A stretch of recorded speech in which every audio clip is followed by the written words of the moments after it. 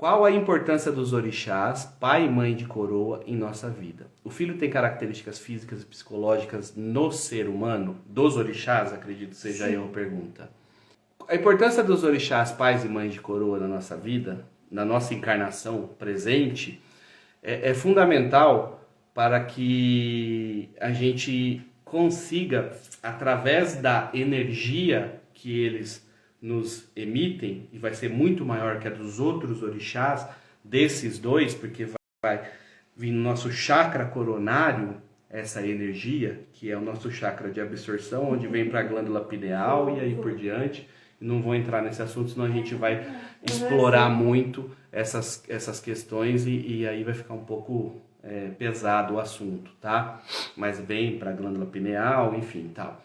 Então, eles têm uma importância muito grande para a gente seguir o nosso caminho nessa vida, e dentro do caminho que nós vamos seguir nessa vida, a influência, tanto psicológica que foi perguntado, quanto característica física, vem deles. Acho que física vem menos do que... Bem menos. Física né? também. Física menos. Mas acontece. Por exemplo, falam que filho de Xangô tem a cabeça igual eu tenho, assim, ó. E eu sou filho de Xangô. Cabeça assim, redonda, cabeçudo e tal. Então, assim, falam que eu sou filho de Xangô e falam que filho de Xangô tem esse tipo de cabeça. Mas outros filhos de Xangô podem não ter. Isso é indiferente, tá? Filhos de Oxum choram à toa por qualquer coisa. Eu não. Tem uns que choram, tem outros que não, tá? Então, as características físicas e psicológicas são várias e elas se diferenciam de pessoa a pessoa. Mas, no fundo, a intenção da entidade, por exemplo, eu, filho de Xangô, eu odeio injustiça. Eu odeio injustiça. Se é para ser 5 aqui e 4 aqui, tem que ser 5 aqui e 4 aqui. Se for 4 aqui, 2 aqui, para mim tá errado. Ah não, mas tá bom assim também. Não está. É injusto. Então eu sou muito turrão. E eu sou filho de Nanã também. Nanã também tem essa questão de ser turrona. E eu sou muito turrão com algumas coisas. Sou implicante com algumas coisas. Então, assim, algumas características, elas vão se assemelhar para os vários irmãos e outras não. Mas a importância é essa, tá? Bom, próximo. Porque na hora de colocar a oferenda para Exu, Pombagira e Exu Mirim, o alguidar é aquele recipiente de barro, né, que a gente usa para oferecer alguma coisa para Exu, tem que bater no chão 3 vezes. Na verdade, isso de você bater no chão 3 vezes seria basicamente você estar firmando aquela oferenda que você está fazendo para Exu. Isso lá dentro do terreiro, tá? Dificilmente a gente faz alguma oferenda fora do terreiro, porque a gente procura ser ecologicamente correto. Apesar de ser um prato de barro, de serem coisas orgânicas, nada que vai ficar muito tempo sem se decompor, tal, mas a gente procura fazer tudo no terreiro e ali a gente firma o nosso padê, tanto para Exu, quanto para Pombagira, quanto para Exu Mirim, em todos os trabalhos que a gente faz. Todas as giras a gente firma. E são nós, os médios, que fazemos. Cada gira um faz para ter esse contato com Exu e ter essa aproximação com Exu. Então esse bater 3 vezes, 1, 2, 3, basicamente seria para firmar e Exu, Pombagira, Exu Mirim. Exu, Pombagira, Exu Mirim. Ah, mas a gente faz isso também para outros santos. Firmar. Para firmar. Porque a gente tem a tríplice direita e a esquerda. Na direita, caboclo, preto velho, criança. Tá? Então, basicamente, você está saudando a tríplice da direita e a tríplice da esquerda. Basicamente é por isso. Próxima, como podemos diferenciar a intuição de coisas da nossa cabeça? Isso é difícil. Eu sei. Não, eu sei. Eu sei o conceito, mas é difícil a gente aplicar esse conceito. Os primeiros 5 segundos sempre é a nossa intuição. Depois é a interferência da pessoa. Tá. Fácil, né? Sim. A partir de amanhã todo mundo vai saber o que é intuição e todo mundo vai ter a intuição. E, opa, intuição. Primeiros 5 segundos, 2, 3, 4, 5 segundos é a intuição e depois é coisa da nossa cabeça. Como a gente vai controlar isso? Porque a gente está pensando 24 horas. Mesmo dormindo, nós estamos pensando.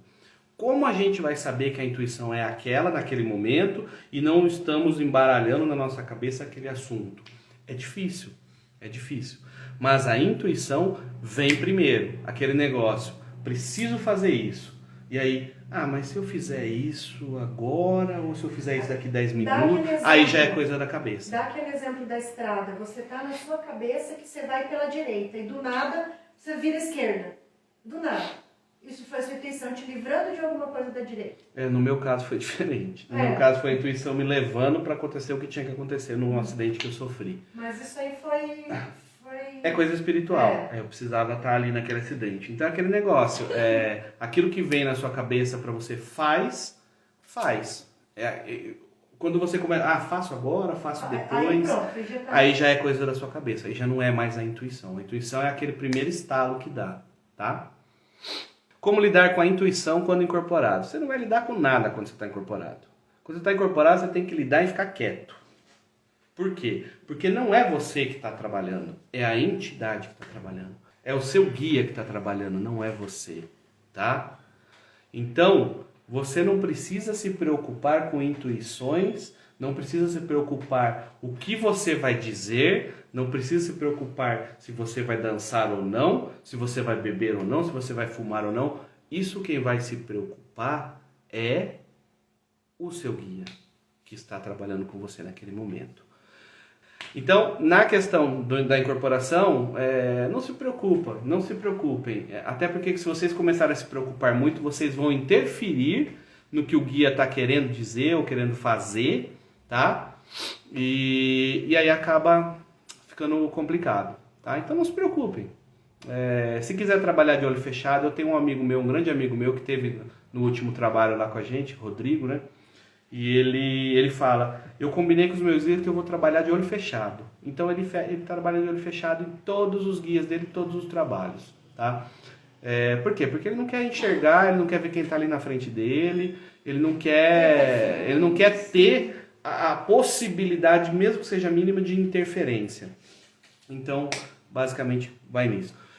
E aí veio uma pergunta, como vocês se sentem quando desincorporam? Cansados.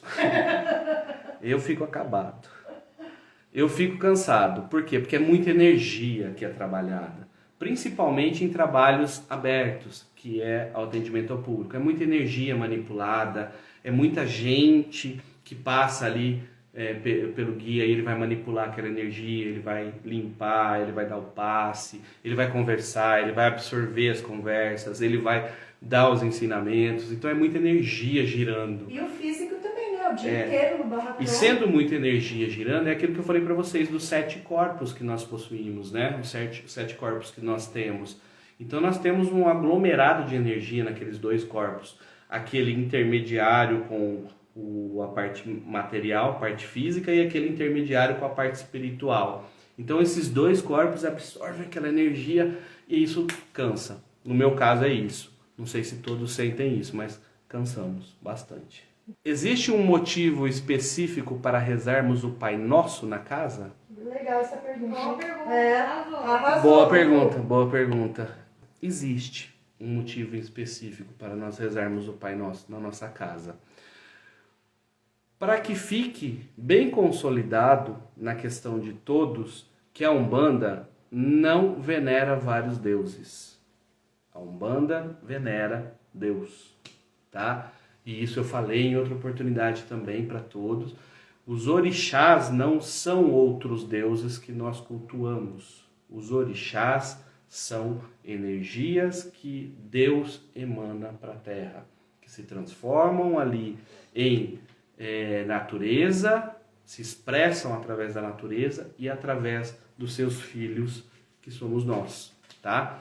Então, o motivo específico para rezarmos o Pai Nosso é por quê? Porque nós temos Deus como nosso Deus único e acima de todos, onipotente, onipresente e assim por diante. E também, eu não sei se as pessoas ouvem quando eu falo, mas e também o lance de vai uma pessoa católica que quer conhecer a religião. A partir do momento que a gente inicia a gira com um Pai Nosso, ela já se identifica. opa, pera lá, não é o que me falaram, eles também rezam o Pai Nosso. Uhum. Então é uma forma de quebrar o preconceito inicial que tem. Como vencer a insegurança na incorporação? Como vencer a insegurança na incorporação? Cada um. É você se Praticando. você se entregar, você se tiver que dançar, deixa dançar. Se tiver que dar um brado, deixa bradar. Se tiver que rolar no chão, deixa rolar, porque não é você. Não é você. A partir do momento que tudo aquilo que está acontecendo você achar que é você, a insegurança vai continuar existindo no seu trabalho de incorporação. A partir do momento que você não se importar mais com isso, não tem problema. Se quer dançar, dança. Se quer fazer isso, faz. Aí já não é mais você. Aí a sua insegurança, consequentemente, ela vai diminuindo com o passar do tempo. Tá? Qual o motivo da bebida e fumo na hora da consulta? Tá, qual o motivo da bebida e fumo na hora da consulta? Eu costumo dizer não, o que é realmente, o que é a manipulação de energia? A manipulação de energia, ela é calcada em 4 elementos, tá? Que a gente chama de magísticos, que é a magia, que é ar, fogo, terra e água. Então esses 4 elementos manipulam energia. Através do quê? Através do guia, através da entidade espiritual e através da movimentação energética que é feita em todo o trabalho de Umbanda. Tá? Então o motivo da bebida e do fumo é justamente para você mexer com esses elementos. E muitos guias acendem a vela, é o fogo. Então a vela representaria o fogo nessa magia, porque a magia ela pode ser feita com os 4 elementos ou com um só, ou com 2, ou com 3, enfim. A magia se dá através desses 4 elementos, juntos ou separados. Tá? Então a vela, quando o guia trabalha com a vela, é o elemento fogo que está sendo manipulado para manipular a energia. Quando o guia trabalha com o fumo, é o ar que está sendo manipulado. E o fogo também do fumo, que o fogo que dá a fumaça, né? Quando o médium trabalha com a bebida, é a água que está sendo manipulada. Então aquela água que está sendo manipulada daquela bebida, ela vai fazer a manipulação da magia, tá? Então a gente tem o ar, o fogo, a terra. Por exemplo, a avó Maria, ela trabalha com a velinha dela na terra, firmada numa terra. Para quê? Magia, tá? Então assim, pode ser trabalhado com esses 4 elementos ou não. E a bebida, mas por que então o Exu tal ele toma uísque e o outro Exu toma cerveja, tá? Aí é questão preferencial também do médium.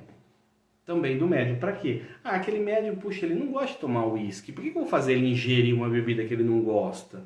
Por mais que aquela bebida vai ser usada para manipular a energia, para fazer a magia, ela vai ficar no médium. Ela não vai deixar ele bêbado, tal, mas enfim, ela vai ficar aquele gosto, tal. Então muitos não usam. Conheço alguns Exus, por exemplo, teve um trabalhando na nossa casa no trabalho passado, que não bebe. Combinou com a médium dele que ele não vai beber, porque ela não gosta. Em respeito a ela. Foi dito por você que não veem os orixás como pessoas, e sim como forças da natureza. Então, o que representa as imagens africanas no altar para vocês? Boa pergunta. Arrasou, hein? Ótima pergunta. Bom, essa questão do fumo e da bebida, beleza, acho que ficou bem claro aí para vocês, né? Então vamos responder essa pergunta. Nós somos seres materiais. Nós não somos seres somente espirituais. Nós estamos travestidos com um corpo físico. Então, como nós temos essa necessidade de enxergar visual, as coisas, por exemplo, um guia fala para você, não, fica tranquilo, vai lá, tô do seu lado. E a pessoa, me dá um patuazinho, Nós precisamos dessas coisas físicas para sentirmos a segurança.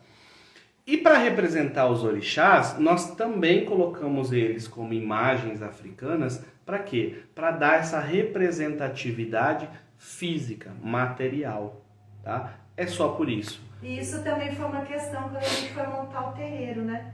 Porque aqui em casa é essa salada mista. Não sei se ali vocês estão vendo. ali a gente tem também o nosso altar aqui em casa, a gente está em casa, não está lá no terreiro. Então a gente tem São Jorge, a gente tem São Sebastião, daí a gente tem Iemanjá, tem Iansã, tal. Jesus. Tem Jesus, como Oxalá, tal. Então assim, foi justamente a gente tem essa representação material para quê? Para que todos entendam que nós temos ali Iemanjá, nós temos Iansã, nós temos Nanã, Oxum, tal, como forças energéticas. Então a representação é mais para nós, para nos satisfazermos materialmente, do que para a relação espiritual. E também na forma de uma homenagem a eles, né? Fala, olha, eu estou representando a energia de Iemanjá aqui, ó, nessa Iemanjá. Poderia ser até só uma vela na cor do orixá. Exato, poderia ser só aquela velinha ali, firmar aquela vela e pronto. O meu Pai Santo, ele tem imagens católicas. Ele tem o São Francisco de Assis, que ele é devoto, né? Ele tem várias imagens católicas. O que ele vai ganhando, ele vai colocando no altar. Exatamente. Bom, próxima. Todos temos que pedir licença antes de entrar na gira para a consulta. Isso é questão de educação, né? Nós estamos entrando dentro da casa de alguém. Então aquela casa tem alguém que comanda aquela casa. Quando a gente vai entrar em alguma casa, quando a gente vai entrar no cemitério, por exemplo. O cemitério tem alguém que comanda o cemitério? Devemos pedir licença, tá? Então, assim, pedir licença é fundamental em qualquer lugar que a gente vai entrar. E não é diferente no terreiro de Umbanda. Ah, mas se eu não pedir, eu vou ser mal educado? Não. Mas, se pedir, é o normal de se fazer. Eu acredito assim. A Umbanda está ligada com a magia? A espiritualidade está ligada com a magia. Não só a Umbanda, tá? A gente tem... Na verdade, a gente tem a magia bem íntima com a espiritualidade. A gente tem a Umbanda esotérica que trabalha muito com a magia, trabalha com pontos riscados, trabalha com amuletos. Então, assim, tem muitas a magia envolvida na espiritualidade. Não só na Umbanda, no espiritismo tem a magia envolvida. Na Igreja Católica tem a magia, vocês sabiam disso? Qual é a magia da Igreja Católica? A comunhão. É comunhão que fala, né? Da hóstia. A Igreja Evangélica tem a magia, que é o vinhozinho e o pãozinho que eles fazem a comunhão também, o corpo e o sangue de Deus. Isso é magia. A relação interpessoal entre irmãos, pai e mãe de cabeça, é correto? Abrangendo qualquer envolvimento. Bom, abrangendo qualquer envolvimento fica muito amplo a questão, né? É para você dissertar. Fica muito ampla a questão. Qual envolvimento? Envolvimento amoroso? Envolvimento extraconjugal? Então, qualquer envolvimento ele envolve muita coisa, né? Mas assim, a relação interpessoal entre irmãos, pai e mãe de cabeça é correto? É fundamental. É fundamental. Por quê? Porque é uma família. É uma família. E dentro de uma família você vai ter afinidades com uns, mais e menos afinidades com outros. Então, isso é normal. As afinidades, elas são individuais, tá? Então você vai ter mais afinidade com uns e menos afinidade com outros. Isso é normal. E é fundamental essa relação interpessoal, que você pode estar resolvendo alguns assuntos espirituais com o seu irmão de corrente, com a sua irmã de corrente, que é aquele assunto que vocês precisavam se encontrar dessa forma para resolverem aquele assunto, aquela diferença que vocês tiveram em outras ocasiões, em outras vidas, por exemplo, entendeu? Então é fundamental sim essa relação interpessoal, tá? Agora, abrangendo qualquer envolvimento, que ele não perca o respeito. Que eu ia falar. Qualquer envolvimento de respeito é fundamental. Onde você perceber que se perdeu o respeito, aí já não se torna normal. Aí se torna uma coisa errada. em relação a pai e mãe de santo, o Alexandre e eu já tivemos experiências de ambos os lados. De tipo, ser de dentro da casa da mãe de santo, do pai de santo, ou do pai de santo, mãe de santo, nem saber o nosso nome direito. Né? E ambas as experiências tiveram os seus prós e os seus contras. A gente não tem que estar o tempo todo junto, porém, o mínimo que se pede... Eu me coloco como mãe, estou com alguns filhos de santo aqui na live, e assim, cara, tá precisando de alguma coisa, corre para mim, porque eu vou fazer de tudo para ajudar. Física, emocionalmente, materialmente, o que a gente puder ajudar. Lógico, eu não vou me meter na sua vida, mas eu vou te ajudar com o problema. O Alexandre e eu trabalhamos dessa forma. Todo mundo está livre para ir para esse lado ou não, mas a casa está aberta. Porque ter a porta fechada pelo pai de santo não é legal também. A gente procura... Ó, Luiz, a Paula, vizinha. A gente procura saber o nome de todos, procura cumprimentar todos, procura estar em conhecer o jeito de todos, saber quando eles estão bem, quando não estão, porque é como se fosse cuidar mesmo dos filhos, entendeu? Só que a abertura mais íntima nos problemas é de cada um. É de cada um. Muita gente procura ela e não me procura. Por quê? Porque sente mais segurança em conversar com ela. E ao contrário também, né? E outras pessoas me procuram. Por quê? Porque sente um pouco mais de segurança de conversar comigo. Isso é normal. Esse tipo de relação é normal. Ele não pode fugir do respeito. Fugiu do respeito, aí já não é legal. Pontos riscados no chão pela entidade. Você vê algum perigo aos conhecimentos de alguém com má intenção? Boa pergunta também. Boa pergunta também. Tá? Na nossa casa, os pontos não são visíveis. Não, isso é independente, ele ser visível ou não, né? Um ponto riscado, ele é um portal, tá? Qualquer ponto riscado, desde que a entidade esteja riscando, né? Ele é um portal. E esse portal, ele pode se abrir tanto para o bem quanto para o mal. Então, acho que foi nessa intenção que você perguntou se eu vejo algum perigo, tá? Os conhecimentos de alguém com má intenção. É alguém que conhece um ponto riscado e que veja... Quer abrir. Sim, veja sim. Então, assim, a gente tem os nossos filhos da casa, os médios incorporantes, muito bem consolidados ali com a gente, tá? Muito bem consolidados com nós. Estando bem consolidados com a gente sabe que deles não vai sair uma possibilidade de se abrir um portal para o mal, num ponto riscado. Tá? Quando a casa começa a crescer muito e você tem muitos médios, muitas vezes o pai ou a mãe de santo perde o controle em relação a isso. Aí pode ser perigoso sim. Tá? E pode ter gente com má intenção, porque o ser humano ele detém o bem e o mal. O que ele vai expressar é o que ele quiser. Tá? Então, não sei se ficou legal, mas... boa pergunta mesmo. Por que os atabaques na nossa casa são cobertos com panos de cores que representam algum orixá? Ela observa bem observadora você, tá? Nós temos um atabaque ali com um pano preto e vermelho. Nós temos um outro com um pano azul e amarelo. E nós temos um outro com um pano verde e um com um pano vermelho. Quem cuida dos atabaques na nossa casa em específico é o Caboclo Pena Verde, tá? Então ele vem só para cuidar dos atabaques, ele está ali em todos os trabalhos, com os ogãs ali no atabaque, então ele está sempre com a energia emanando ali nos atabaques, tá?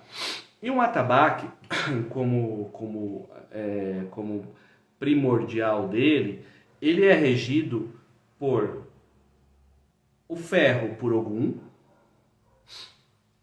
o couro por Exu e a madeira por Oxóssi, tá?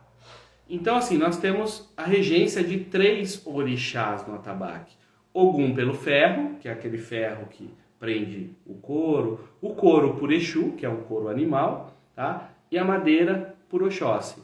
Então, como ele é regido, obrigado, gente, pelo ok aí. Então, como ele é regido por esses 3 orixás, então nós temos um atabaque coberto com as cores de Ogum, que foi determinação do seu pena verde. Como tudo, né, que a gente faz em casa. Nós temos um atabaque com as cores de Exu, que foi determinação do seu pena verde. E nós temos um atabaque com a cor de Oxóssi, que foi determinação do seu pena verde. Aí surgiu um 4º atabaque.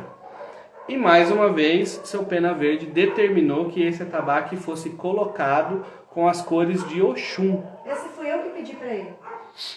Foi você que pediu? Então foi o pedido da... Eu perguntei se ele deixaria para completar que fosse com as cores de Oxum.